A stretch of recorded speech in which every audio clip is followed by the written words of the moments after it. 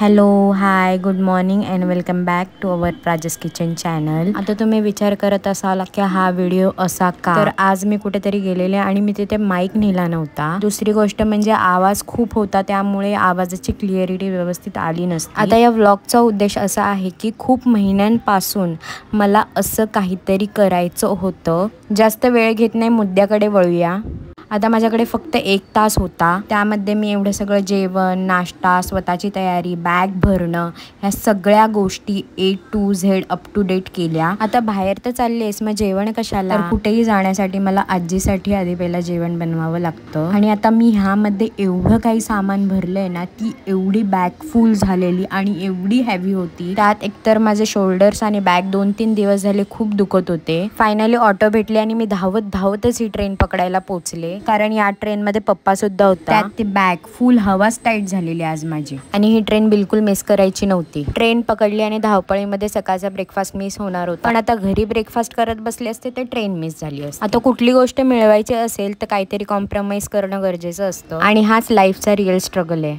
आईला कसलं क्यूट आहे खरंच। मग घेऊनच टाकला आणि ट्रेन मधून उतरली। पप्पाची वाट बघते तर हा मस्त हात हलवत येत होता। मग आम्ही पोहोचलो लोकेशनला। आता आपल्याला एक परफेक्ट व्ह्यू आणि चांगलं लोकेशन हवं होतं, त्यातल्या त्यात आम्हाला हेच चांगलं वाटलं, म्हणून आम्ही इथेच पसारा मांडायचा डिसाईड केला। आता परफेक्ट व्ह्यू, लोकेशन आणि सामानाने भरलेली बॅग बघून तुम्हाला समजलंच असेल आपण कशासाठी आलो आहोत।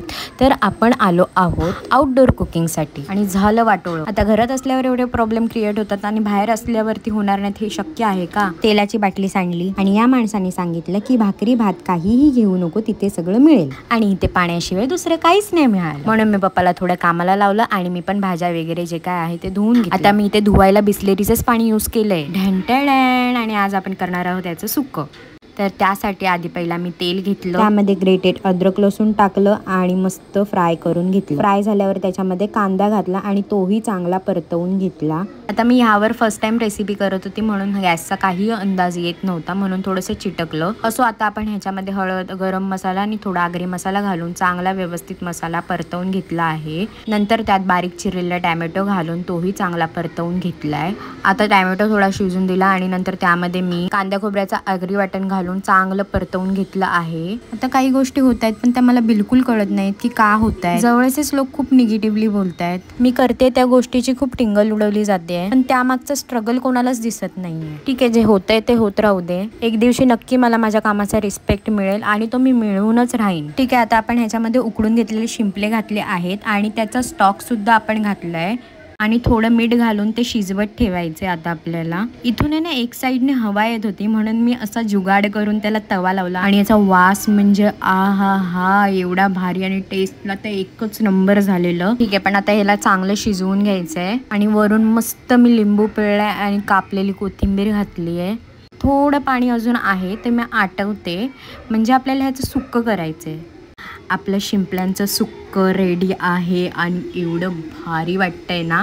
आता ह्याच्याबरोबर खायला मला काहीच नाही मिळालं, म्हणून मी त्या मावशीकडून रिक्वेस्ट करून पाव घेतले, आणि आता हे मी मस्त असे टोस्ट करते, आणि आता आपण मस्तपैकी असं सर्व करूया, थोडीशी प्लेटिंग वगैरे करूया।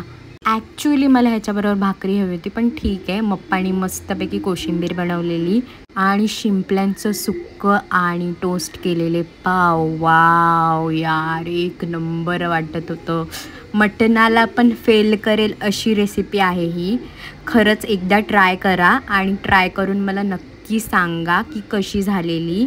आता नशीब मी थोडासा भात करून आणलेला म्हणून ह्याला खायला झाला, आणि हे टोप बघून तुम्हाला समजलंच असेल गाईस, संपलंय सगळं। उरलेला भात होता तो पप्पाने कुत्र्याला खाऊ घातला, आणि याचं काय चाललंय रे देवा। नाही स्टार्ट ना, तू उतर खाली। अरे स्टार्ट कर ना, उडी नको तू खाली उतर। अरे स्टार्ट कर ना, खाली उतर,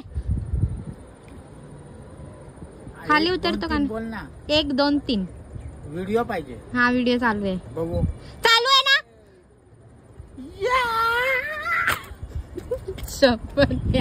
उड्या मारून झाल्या, आउटडोर कुकिंग झाली, जेवण करून झालं, फोटो काढून झाले। आता चला घरी, ट्रेन पकडली आणि घरी आले। आता खूप दमले, पण माझ्या बकेट लिस्ट मधली एक विश कंप्लीट केल्याचा आनंद पण तेवढाच आहे। जे चॅनलला प्रेम देतात त्यांना थँक्स। आजसाठी एवढंच, आता भेटू नेक्स्ट व्लॉग मध्ये, बाय।